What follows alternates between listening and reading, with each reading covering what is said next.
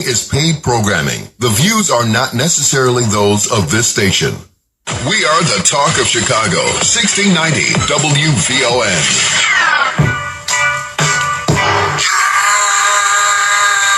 Now you official now, but you got a solar status. I just been cooking that note. I'm about to drop in the field.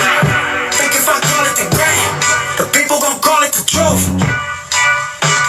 Bismillah Rahman Rahim. Once again, brothers and sisters, you are tuned in to WVON 1690, the talk of Chicago. This is Straight Words, straightwords.com. Go to our website. Brother Nabar Richard Muhammad is the editor-in-chief of the Final Call newspaper. He is the creator and host of Straight Words every Tuesday night. Assalamu alaikum, big brother. How you feeling? Hey, walaikum salam, sir. I'm feeling pretty good, brother DJ. How are you? Brother, I'm doing good. We checking in tonight. We got our other brother, our co-host. This brother is a contributing editor to the Final Call newspaper. He's a legend in publishing. Y'all, brothers and sisters, give it up for Brother James G. Muhammad. Assalamu alaikum, big brother. Wa alaikum salam, Brother BJ. That's the problem. No, you're a legend in your own. I'm fine, brother, but you're a legend in your own time. You certainly ain't a legend in your own mind. We got somebody who's a legend in his own mind already. Oh, yes, I understand. I understand, man. and they elected him president. So, you know, that's right. He's really a legend in his own mind. And they might do it again. They might do it again. Yes, sir. They might do it again. What is wrong with this country, brother? Man, I was going to get everybody to call in and join our conversation because that's what we're going to talk about. Y'all hit us up right now and join us immediately. Get on the phone lines. Line up at 773-591-1690, 773-591-1690. We've been chomping at the bit all week on this topic we're about to talk about, Brother Naba. Yeah, I tell you, Brother BJ, we really, the former president is now a convicted felon, 34 counts. Yeah. He's convicted, 34 counts, and now we are awaiting his sentencing. So we're going to deal with him first. Then a little later, we're going to get into something that I think is really important, which is black youth and mental health for the summer. Yes. And so all of us that have children, grandchildren, even young people that we just know, we're going to talk about what they need this summer in terms of their mental health and what we can do. We're going to close with Eugene Prunier of Breakthrough News and Robert Roth, who's an advocate and an activist for Haiti. And we're going to dive into this Haiti situation and talk about what's going on there, what has developed since the last time we talked about Haiti, and what we need to be aware of. But we want to get right into the MAGA Man himself at this point. That's right. Mr. Donald Trump, brothers. I mean, so for the first time, go ahead, brother. No, I say, would you say that this country is at a crossroads, or they've already crossed the line with regard to the division that is existing in the public, and that there's headed toward this what is called civil war, new civil war? Have we crossed that line, or is there still time to turn this thing around? Well, I don't know if it's still time to turn it around, but I think we're definitely, headed for something. So now, brothers and sisters, what are we looking at, right? We're looking at a president, former President Donald Trump, and we're looking at the presumptive Republican nominee for president, Donald Trump, who has now been convicted on state charges in New York related to election fraud, 34 different counts. He was convicted of a jury of his peers. He was allowed to do all kinds of outrageous stuff throughout the whole trial. He has continued to assault the judge, insult the jurors, insult the witnesses, and solve the quote unquote criminal justice system, and millions of people are backing him up now. So since he was convicted a few days ago, it ain't slowed down, brothers and sisters. It's heated up. Right. So the pot is on the stove, and it's really, you've had not only his conviction, but today you had the head of the Justice Department, Merrick Garland, on Capitol Hill being grilled by Republicans about Donald Trump. And one of these Republicans said that basically there is no rule of law. There is no fairness in law. And he's talking to the head of the Justice Department. They're talking about defunding the FBI. Right. They're saying that, and Mr. Trump has said, now, check this out. Mr. Trump has said that when they had this little, what they called a raid at Mar-a-Lago, that Biden sent the boys to kill him. Yeah, exactly. Now, brothers and sisters, I want you to pay attention to all of these things that we're talking about, because now remember, we just talked about a couple of weeks ago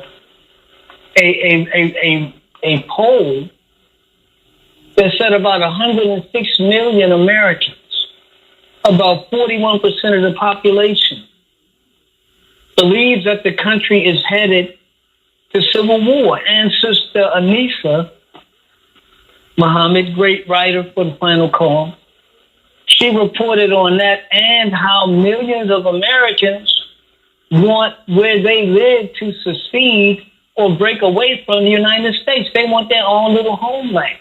Yeah, right. So in the midst of all of this, where do you think this is going? How do you think this can turn out? We haven't even got to the election yet. And we haven't even got to... Now, look, Trump still got a ton of other charges. He's still got a ton of other charges, and he's still talking. A couple more trials. He got 3 trials coming up. Yeah, so there's 3 more trials.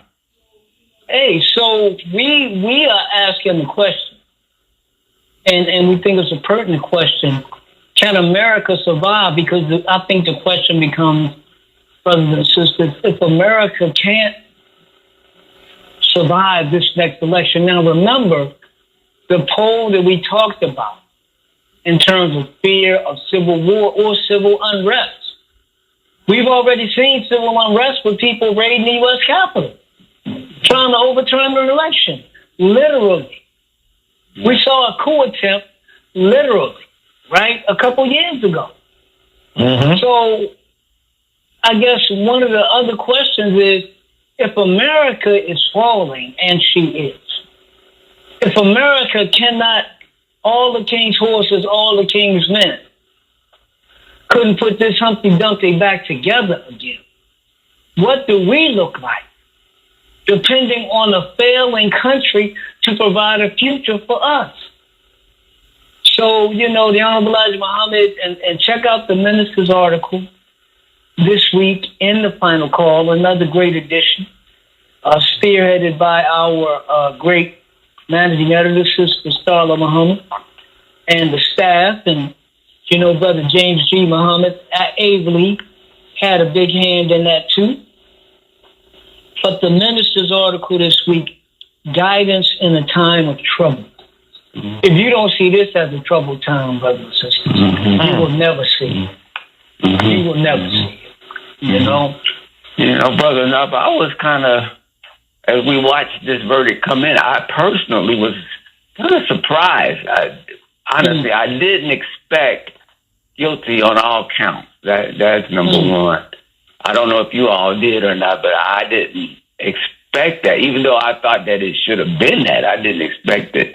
And then I thought, okay, I know, and there's been a lot of, like you were saying, Brother Nub, a lot of people have been threatened, et cetera, but it wasn't the kind of outbreak that I thought would have happened, especially if he got a guilty verdict. I was just a little bit surprised by that. But again, There's a lot of threats. A lot of people's lives are really in danger, especially since the Republican Party and Trump are so-called friends of law enforcement. You know, they killed some law enforcement people on January 6th, and now Trump is putting law enforcement in the bullseye. You know, some of these FBI, the way he's talking about the FBI and that kind of thing, that, you know, some of these lunatics will go out and start, you know, hitting those kind of people. So it's kind of strange that, you know, that they're making those kinds of moves against law enforcement when they claim to be supporters and lovers of law and order and law officials. But I was surprised by that verdict. And he's now talking about, you know, how his followers might act if he's put in jail. I think he's either saying put me in jail or trying to say if you put me in jail, some bad things gonna happen. So, what do you all think? Will he? Yeah, especially the way he talk about the judge. I mean, he talks terribly about the judge. Man, he's the one that's going to sentence him. Right. I tell you this. Little Leroy better not go to court trying to talk about no damn judge. I tell you that. That's right. So little Leroy and Kevin Jr. don't get no ideas. Nobody else, really. Don't get nobody else. Nobody else. You're right. Nobody else. But I think this is a different Republican Party. It is not the old law and order Republican Party when it comes to Trump. Right. When it comes to Trump, it's interesting to me that these people are going after those who have been, as the minister said before, some of the worst enemies of black people. The Justice Department, the FBI, the court systems, these indictments that they use to go after so many of our leaders, so many of our organizations, over and over and over again. Now we see Satan, and we don't mean no man in no red suit doing these same things against himself. So they're fine with law enforcement. I mean, the other thing, Brother James, is law enforcement is basically fine with them. That's right. When that thing kicked off at the Capitol with the insurrection, January 6th. And not only that, but you didn't hear a bunch of law enforcement condemning Trump and them like that. Not like that. You had some, but not like that, because many of them are siding with this man. And you got the Oath Keepers, you got the the 10%ers, whatever they are. Proud Boys. You got, but you got law enforcement groups I'm talking about. Yeah. And some of these law enforcement groups, like the Oath Keepers, these are people that are sworn officers of the court, sworn police officers and others. And they are arguing that their allegiance or their loyalty lies not with the jurisdiction that gives them their power, but with what they say is what they see as their constitutional responsibility to protect America. Brother BJ, we got some callers. If so, we got two callers. We got two callers, Cliff and Sister Marguerite. Let's go to Cliff first. You're on WBON on Straight Words. Assalamu alaikum, Brother Cliff. Welcome back. Hey, assalamu alaikum, brother. Thank you so much for having patience and tolerating my call almost every week. And by the way, I did make a little chat, so make sure you acknowledge that, so support, the program, because, to the listeners, it's definitely one of the most well-informed programs on WVON. So I'm thankful for WVON for allowing Straight Talk to be a part of our agenda. But also let me end by saying this, brothers, that, the white supremacy, that's what this whole thing is all about. And it's funny because in these trials and in these cases, now they're talking about how corrupt the justice system is. You even got white boys flying the flag upside down. I remember Colin Kaepernick, he just took a knee in reference to protesting, and that was anti-American. but the white boys now can take the flag and turn it upside down, and that's okay. So the double standards, Trump, this is a kangaroo court, the whole system, a banana republic. And here's the funny part, right? Here's the kicker. Here's the slogan. If this can happen to me, it can happen to you. Like you white boys, this has been happening to us. So we all know this, that it's correct. So who the hell you telling? But even the most part, let me just get into this briefly, man. Is this white girl, Kaylin Clark? Now all of a sudden, man, right? There's black racism. And from you Negroes, man, I'm sorry. Let me calm down for a minute. Right? But for Negroes to think that black people can be racist, now all of a sudden the black female basketball players are racist towards this white girl? It makes no damn sense. The white girl, man, is not threatened. Her life is not threatened. This is pro basketball. So you got to respect that as a rookie. So for the white people, these commentators, to talk about black racism, and then for Negroes to believe that there's a such thing as black racism, it just blows my mind in terms of how the white man can deceive and convince Negroes that we can be racist. So brother, speak to that if you can. Thanks for taking my call and allowing me to vent. It just makes no damn sense. Thank you, brother. Go ahead, brother. Cliff, thank you for calling, man, and always thank you for your financial support. But I think, Cliff, what we're seeing over and over again is this racial divide that exists in the country, man. And if you don't know, brothers and sisters, Caitlin Clark, talented young woman from the University of Iowa, basketball player. She really kind of electrified the country with her scoring prowess last year. She did not win the national championship. No, right. That went. Now, let me be clear on that. That went to that went to Don Staley and the girls out of, is that South Carolina? Yes, South Carolina. Yes, sir. They wanted the black coach with the black players. They won a championship, so shout out to them. But now there was such a hype around this young white woman, Caitlin Clark. Well, now she's in the NBA. And she getting knocked around a little bit. Look, bro, I played a little basketball. That's what you do, man. When you get somebody that's fast or you get somebody that's a shooter, you knock them around a bit to see if they can take it. You know how much knocking around brother Michael Jordan suffered through? Yeah. And they was knocking people. What she suffered ain't nowhere like that. But the white woman is always the victim. She must always be protected. And the black girls are always the villains.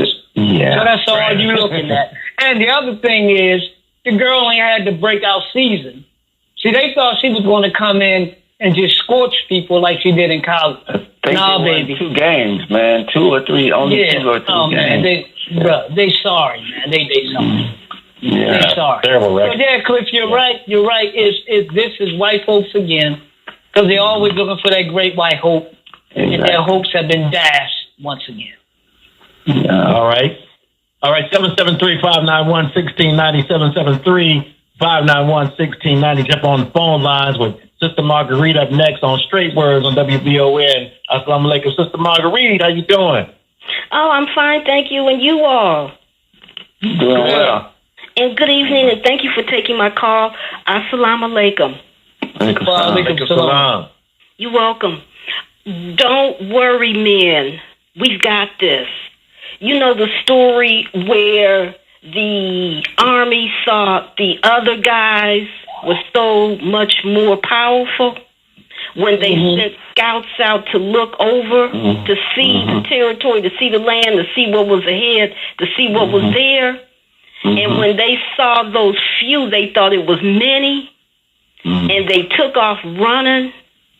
And the few that thought they didn't have it, that they would lose, ended up winning. That's us. We've got this. All we have to do is vote. I tell my students, so what am I supposed to do? Run for office so I can prove to you all I can't get in unless I have your votes? I need you all to vote. That's how we got Mayor Harold Washington in. We voted him in. The enthusiasm we had, we got out and we went to the polls. We didn't stay home. Nothing scared us. It's the same now. It's the same now. Nobody's perfect, but one is more guilty in a sense than the other. So we just have to choose. When we choose who we vote for now, it's looking at the future. It's looking at the possibility that if anything happens to President Biden, then we have Sister Kamala. And then we've got other people we have to put in place. Our sons, our daughters. We have to get them ready for the future to run in the office of the president. So who we vote for now, the judges that are in these seats, they got voted into making the decisions on all of us when we go to court. So that person who's making that decision, those people that make the decision, the jury, usually jury members are picked from voters, from the voter list. I believe this jury made the right choice in their decision. Yeah. And we're going to make the right choice in our decision as voters. And it will not be Trump. No, it won't. The devil is a liar, and God is the truth. And what we saw, yes, you said it, that sin before God Almighty that we saw, I'm still traumatized from a whole lot, but that was very traumatizing seeing what they did to the Cap. That was so much disrespect. Yeah. Yeah, you're right. Any good person with eyes or soul that felt with blood running through their veins saw that. That's not going to happen again. That's over with. Men, all we have to do is stay together, stick together. We know our ancestors are speaking to us. The president is speaking to us. Those that can't even speak, that are still there for us, that may have lost their voices, like the Honorable Louis, Minister Farrakhan still has his voice. But Reverend Jesse Jackson, Reverend Dr. Jeremiah A. Wright, Reverend Dr. Jesse Jackson Sr., they've lost their voices. Even Brother Muhammad Ali lost his voice, but they still spoke to us. And we have to do the job that they're telling us to do. And that is go and put Biden back in office, because we've got better coming behind Biden. And thank you for taking my call. All right, Marguerite, thank you. And I'll keep listening. Thank you. You're welcome. But Yeah, go ahead, Brother James. Okay, I appreciate Sister's comments. I appreciate the spirit in which she delivered. But I really think that, as a community, we have to have a real honest, sober conversation about what she was just talking about. Yes, we should vote. Okay. Yes, we should. Locally, all politics is local. The stuff about the judges that she talked about is critical. But in honesty, we have to talk about, okay, when the polls are closed, if Biden wins, we have to have a sober conversation. What will really change? What's going to be a substantive change that's going to set us on a road to where we want to get, that we keep going in circles trying to get to? Every election, it's the better of the two evils. The lesser of two evils.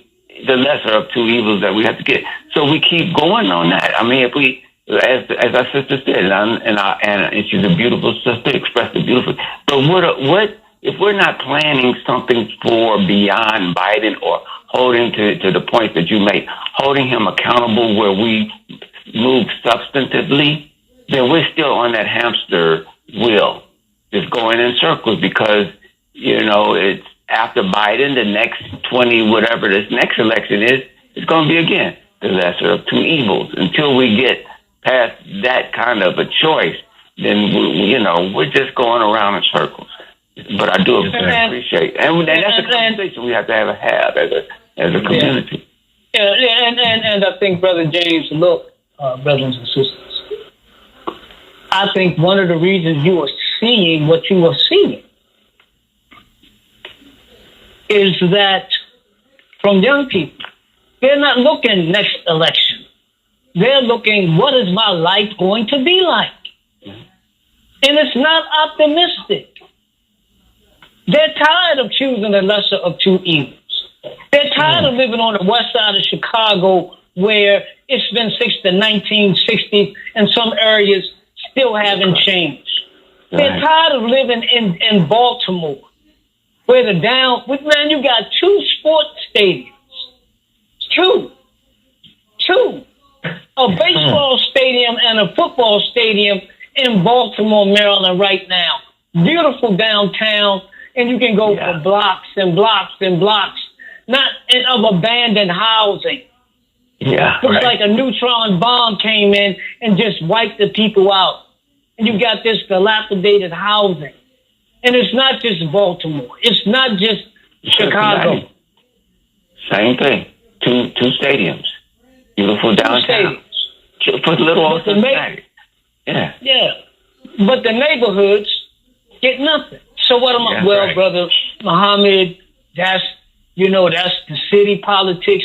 That's not federal. Okay, let me say this to you. Mr. Biden, when he spoke at Morehouse, talked about all this money being invested, right? Supposedly coming into the cities, right? Right? To help the city, right? Does Chicago's mental health centers, are they still closed? The 7? It was only 7 that was free. Are they still closed? Do we still have a homelessness problem in this city? Do we still have no affordable public housing in this city? Do we still have the city losing population because people can't afford to live here? And when I say people, I'm talking about losing black people, because that's what the mayor just said. That's what your mayor, Brandon Johnson, just said about 3 weeks ago. So I'm saying, Mr. Biden, where are the investments? And this is what our people are saying. They're not just stupid. They're not oblivious. They're saying, where is the change? Do you know why do you know why? The party that wins the White House, like 2024, will likely lose one of the houses of Congress in 2026. Yeah. Because when white folks vote, you got 2 years to change the situation around. Hear me well. White folks ain't giving you no 10, 20, you wait till your second term. They want change and they want it now. And if they don't see change, they voting somebody else in. And bigger than that, or in addition to that, brothers and sisters, we're not just talking about winning an election. We're talking about if Trump loses or Biden wins, can America withstand another election? Because of how divided the country is right now among white people. I ain't even talking about the racial divide yet. I was looking at this thing. Trump has had 13,000 different posts, according to one analysis, calling for attacking his political enemies if he's chosen as president, locking them up, having the Justice Department go after them. And that's him. Let alone his followers are talking about armed straight up insurrection. So, Sister Nala, I would not say it's over. It ain't over by a long shot. No way. January 6th, part 2. We should be looking for that right around the corner. January 6th was practice, brother. That was practice. If you listen to what the FBI director said today, he talked about white supremacy and these other threats. So this thing ain't no ways over, my sister. And we better, as black people, I'm just going to say this. The Honorable Elijah Muhammad said that this country was going to fall.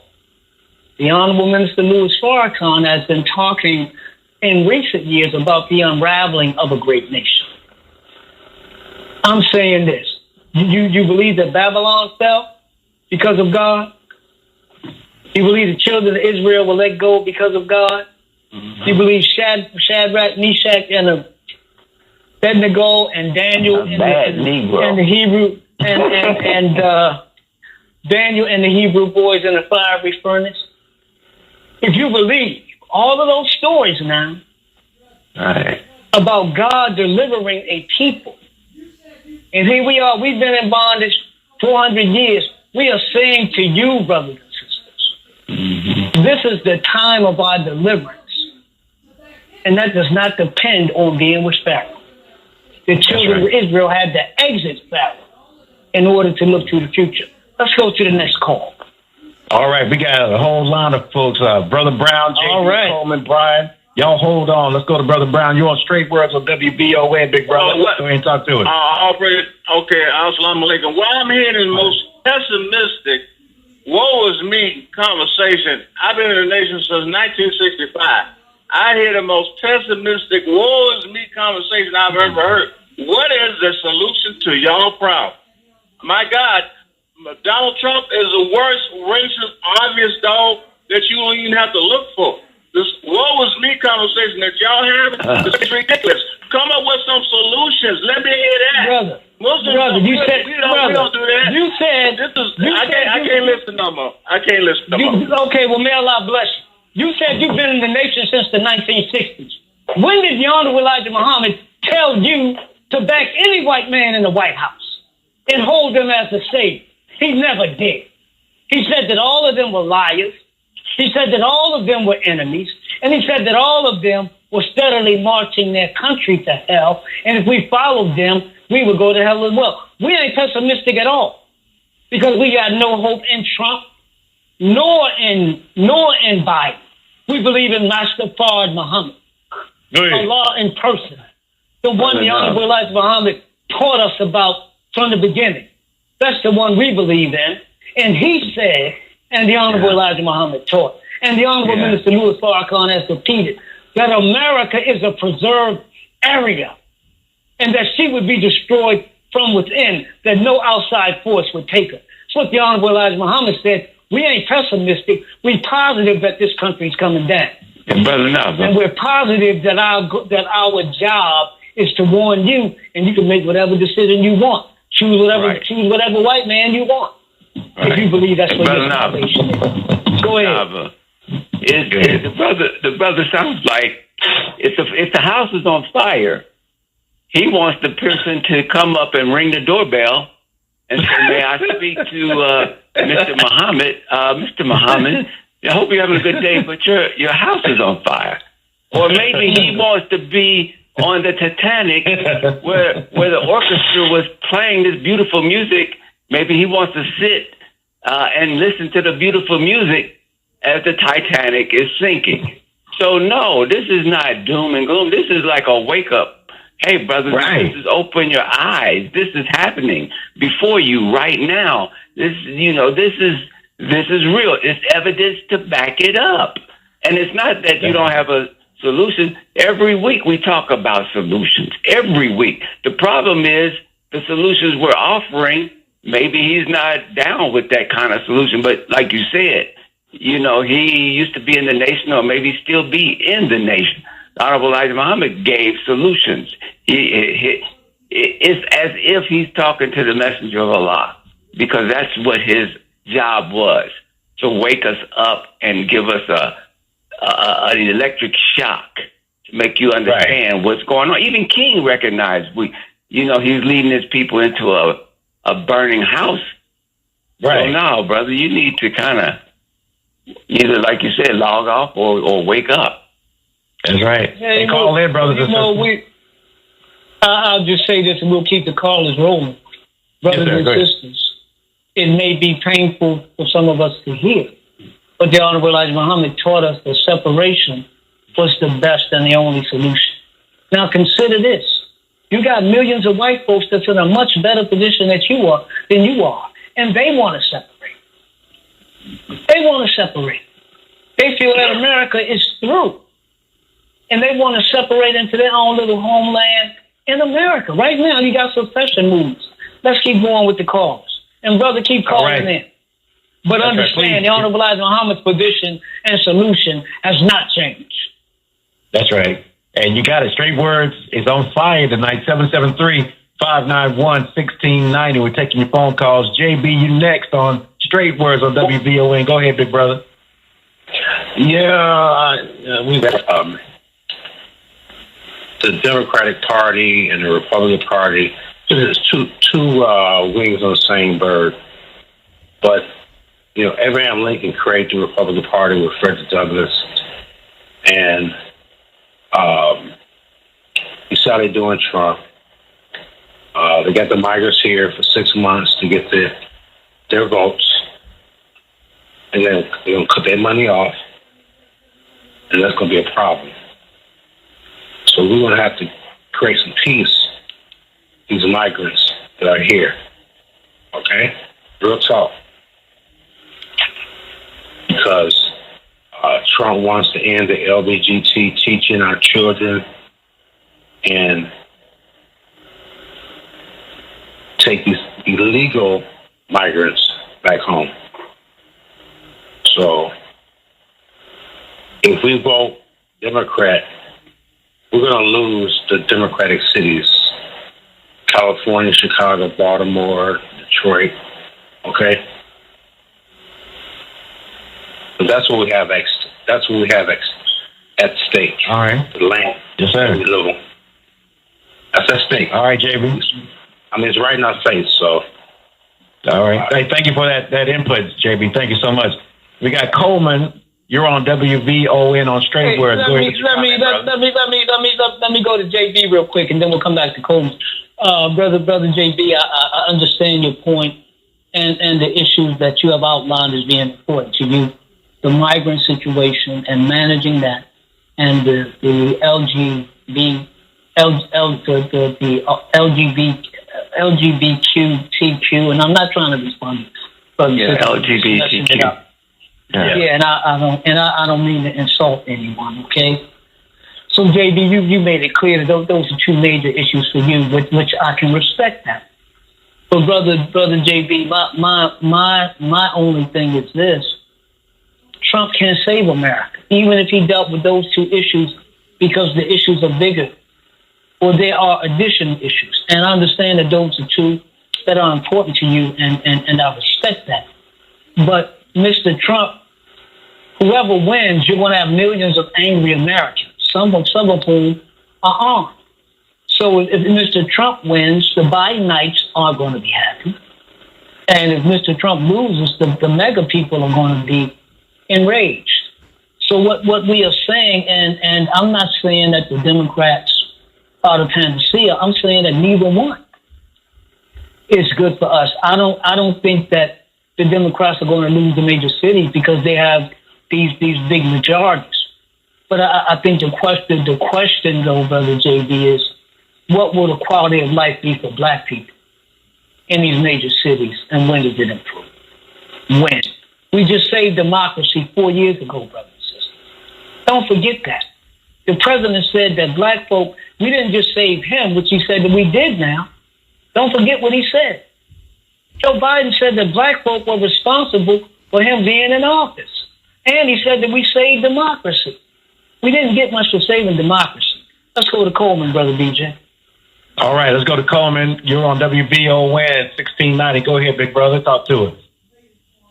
Oh, yes, sir. Thank you for taking my call. Peace and blessings.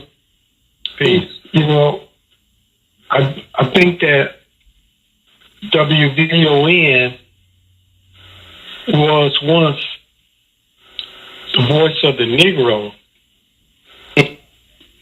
That was back in the day.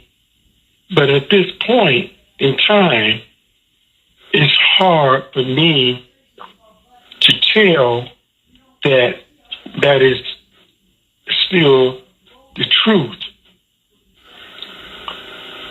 And that's troubling. I know that you, brothers, had you said the Haitians. Haitians? No, we didn't say nothing about Haitians. We said we're going to talk about Haitians. We're going to talk about what's happening in Haiti later in the show. Go ahead. That's what we said. Yeah, I know. That's what I'm trying to say. You're going to have a conversation about Haitians later on in the show, which I really don't know what that has to do with the conversations as it relates to the Negro community. But the conversation is about black people globally. We don't see ourselves as some isolated people. We're part of a global black community which is suffering from a global system of white supremacy. But you know what, my brother? My point is this, is that when people call in and they have some criticisms about the Negro family, all I hear from WVON is giggles. You know. Okay. Brother Coleman, let me interrupt you for 1 second. Let me, and we're going to hold you over, okay? But let me interrupt you. We haven't said anything tonight about the Negro family, have we? No, I'm saying something about the Negro family because you have had callers who have called in talking about Negroes, and, you know, as if we're standing on the corner having a conversation about something that is you know, like funny. But my point is, let me bring this here to you. Okay. These Republicans, right, who call in to this station, and their point is basically that their concern has to do with slavery and the Negro family. Okay. And this is a Negro radio station. But the Republicans have figured out how to take that over. Because WVO, look, this radio station, they don't talk about the Negro family the way the Republicans talk about the Negro family. And we should pay attention to what it is people feel like the Negro family should be a point of selling their political party. But the Democrats don't feel like that's a sell point. But the Republicans do. Okay. My point is that why is it that when they call in, they use it to sell their point of view, you know, we try to go along and say, yeah, you know, okay. But then when they want to criticize, we find that it's a funny matter. Got you. Okay. I think I can see where you're going. So we have to figure out why is it that the Republicans getting much more out of this the slavery argument and the Negro family argument, while we're trying to get push out of the black family, and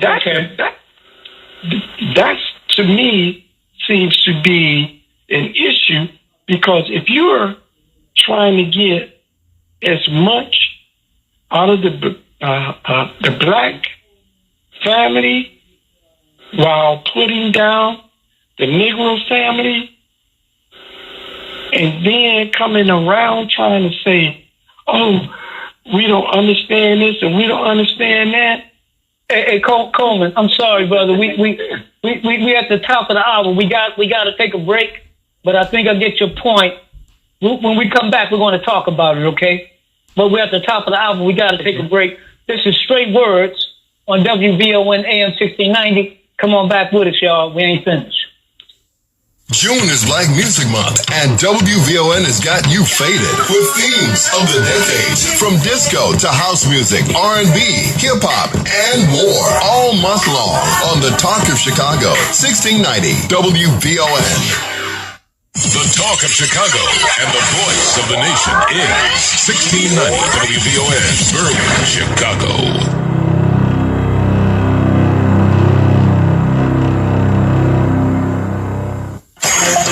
Vanessa Tyler.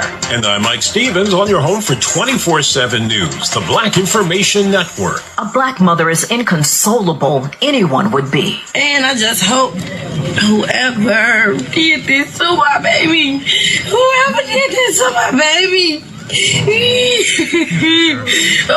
Her baby, 5-year-old Rain Ware, shot dead sitting in a car on Chicago's West Side last week. The family and the community want justice. Police want the shooter. A man was also shot, a bullet hitting him in the thigh. The Chicago Activist Coalition for Justice has offered a $2,000 reward for information that leads to an arrest and conviction.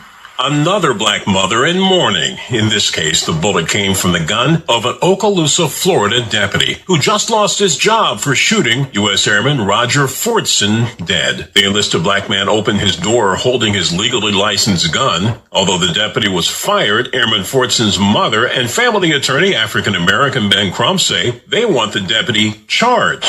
I want justice for my child. You're not going to throw me a bone. They want full justice. They don't want partial justice. They don't want three-quarters justice. Roger was an American patriot. That barking dog aggressively charged a black man already on the ground in cuffs. Now, Canton, Ohio police internal investigation. The cop who deployed the dog is on administrative leave. Cops claim the suspect, 44-year-old Kevin Conver, was taunting the dog. Body cam shows him lying face first on the ground and the dog being let go on him. Many say it's just the latest on Canton police abusing the community. Every cop needs fire and new training. They need sensitivity training. They need something about how to deal with people. They don't know how to deal with people. She's a woman for the people, and now she needs our prayers. Democrat Congresswoman Sheila Jackson Lee just announced she has pancreatic cancer. The black longtime lawmaker representing Texas said in a statement she's optimistic for recovery, but she'll need to undergo treatment. Lee was first elected to Congress in 1995. Donald Trump, facing the possibility of prison time, is now claiming in a Fox interview he never said lock up Hillary Clinton. I didn't say lock her up, but the people don't say lock her up, lock her up. But it wasn't hard to find Trump during past rallies in 2016 saying those very words. Tell you what, for what she's done, they should lock her up. She's disgraceful. Hillary Clinton has to go to jail, okay? She has to go to jail. You should lock them up. Lock up the Bidens. Lock up Hillary. A new poll shows the majority of independent voters thought Trump's hush money trial was fair. The CBS News YouGov poll found 54% believing he got his day in court. 46% thought the trial was unfair. I'm Vanessa Tyler with Mike Stevens on your home for 24/7 News, the Black Information Network.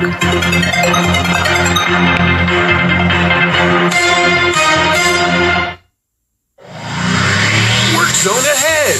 Slow down, obey signs, and proceed with caution to advance. If you're a pro at navigating your favorite game, you shouldn't have any trouble when it comes to work zones. Failure to obey work zone speed limits can put lives at risk, whether workers are present or not. And remember, in real life, you can't just hit the reset button. It's not a game. Visit itsnotagamillinois.com to learn more. Today on WVON's Decades Defined, let's go south to Memphis, Tennessee, the home of Stax Records. Motown had set the stage for what was possible, but they did it delivering Hitsville, USA. Stax was Soulville, USA. That's where we were introduced to the King of Soul, Otis Redding, Johnny Taylor, the Dramatics, Chicago's own staple singers, and the Emotions, and Black Moses himself, Mr. Isaac Hayes. But also defining Memphis Soul was Willie Mitchell and High Records. It was the home of the man who would become the symbol of 70s soul music. Al Green dominated the charts, bringing a little love and happiness to Black America. You're listening to WVON's Decades Defined, a celebration of Black Music Month.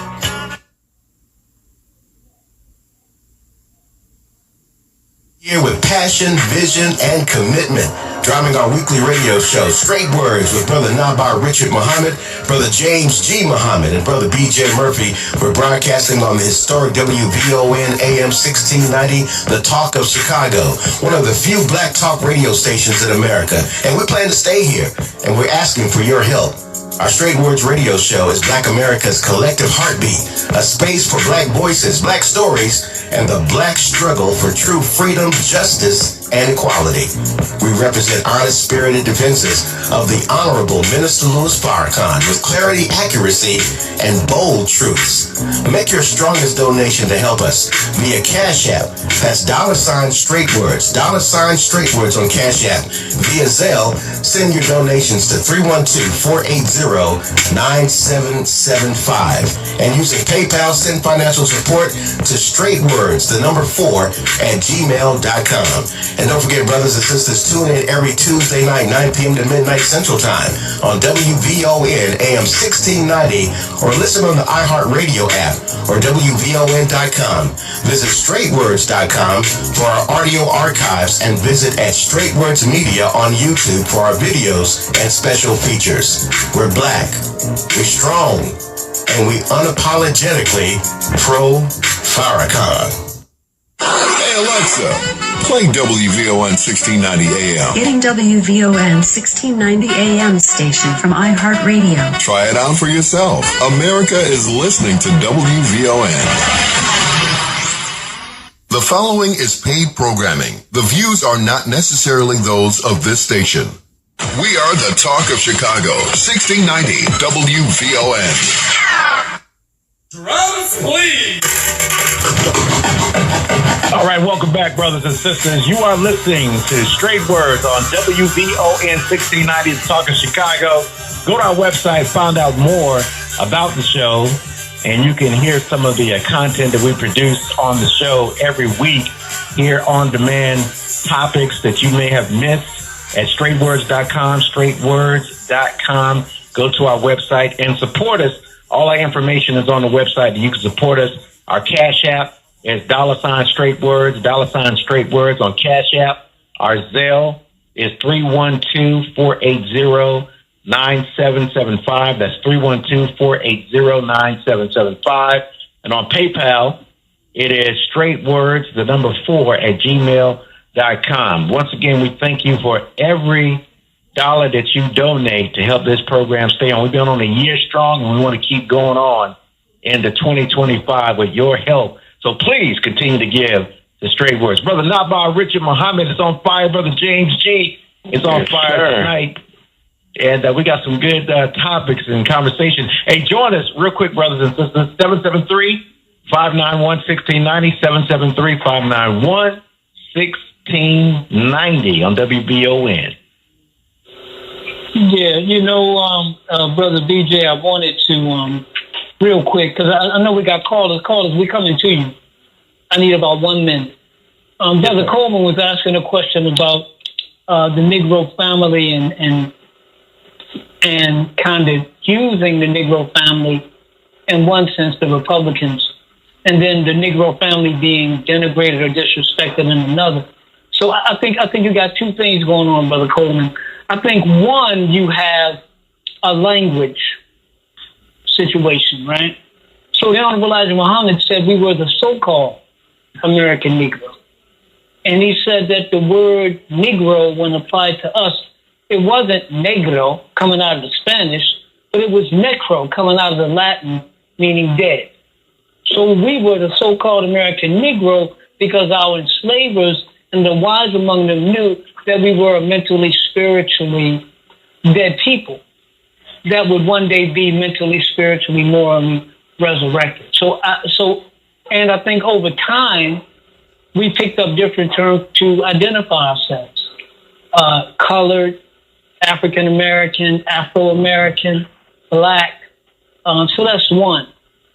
I think some of us today we're reaching back to the Negro family or so-called American Negro to distinguish ourselves from other Black people who have come to this country.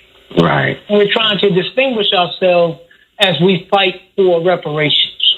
So we're trying to define ourselves as those who are the descendants of those of us who have been slaves in America. And I think for many of the Black Republicans, and they don't even have to really be Black Republicans. I don't want to kind of pigeonhole nobody. But for some Black Republicans, that's a real strong point. that they try to make about reparations and that kind of definition. And it's a way of them rejecting the Democrats. So I think that's what we're talking about. I'm going to leave that alone. Let's get on to the callers. All right, we got Brian before we go to our special guest for this hour coming up on WVON. Brian, go right ahead on Straight Words. Give us your comment, brother. Hey, good brothers. Shalom alaikum. Salam. Yes, sir. Very interesting show. I had some points of view. I've been listening. It's kind of faded. In terms of this Donald Trump fight in Democrat Republic, I just have to say I am terribly disappointed to see black people talking about being a Republican. But terribly. It's the most foolish. First of all, the Republicans are the Confederates. And that's who you voting for. Right? You voting for people trying to take your vote. As just has happened. The Republicans are the only people who ever use electoral college. Trump, all this stuff, losing an election, he has nothing to do with it. He got in the office because they put him in. They selected him, and that's what the electoral college is. It came out, it was created out of the South. These people, I don't blame them. They work together. The Republicans and Democrats work together. However, there is a little difference, and we are very instrumental in it. See, the Republicans are reserved for white men, the 1%. That's who they want in their party. They don't want black people in their party. You think they want welfare queens and all that stuff? That party is reserved. That's the party that David Duke is in, the head of the Ku Klux Klan, and all the others. And what have they ever done for black people? Now, on the other hand, you got the Democratic Party, and this should wise black people up. I was surprised when Obama was in office that we weren't grooming somebody. I remember that little boy that used to dress like him. That we weren't grooming. See, our stuff is down. I say to people all the time, people don't know, you said it earlier that this is a world situation. Quite so, what's going on in Gaza, I see going on here with us. Go ahead.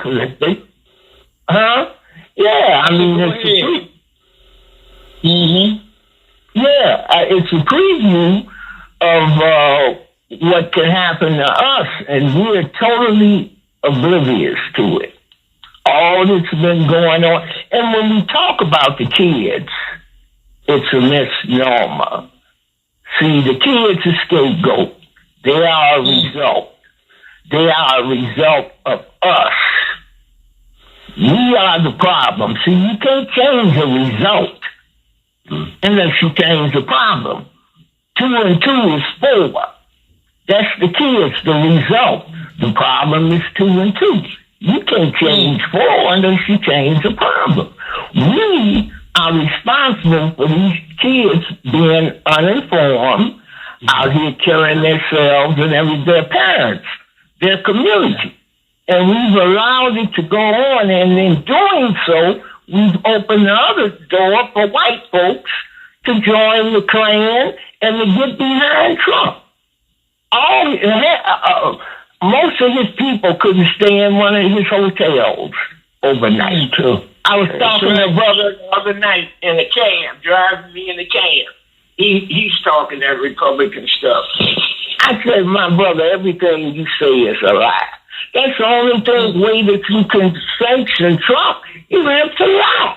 And the Republicans, basically, they're the Confederates, and they don't want you to vote. So, without that, there's all other things convoluted up in it. And this is sure us the Democrats are failing us. immensely. And this immigration thing, believe me, is bipartisan. This just ain't Democrats. Anything that has to do with us is they got together and dismantled Reconstruction in New York. That was Democrats and Republicans. They worked together. When the lights go down, they go to the same restaurants, deal with the same ladies. You know, what's her name, Stormy. Trump has the only cat he's on with. But I'm just saying, he's an abomination. And Courtney, think about his origin. He come on the scene line against Obama, citizenship, only to find out, even after, just like the Central Park, when the truth came out, he still went after the man. Of course, only to find out his wife wasn't totally legitimate.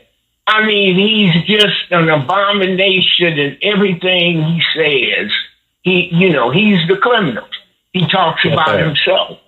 And I think that we really, here's my last point. I think that the sisters need to get together, and I say this, the sisters, because as the sister said earlier, who called in, we got Kamala up in there. I think these sisters need to get on this sister and write her a petition and lay some real stuff on her. See, in my point, she's failed. Right. And here's why. Make your last point, Brother Brown. We got a guest. I'm just saying, I think there should be a petition of all black women. It's important to petition Kamala to step up to the plate and to make certain points that is our concern. That's all I want to say, my brother. Good show, and thank you for letting me be here. All right, Brother Brown, thank you for calling.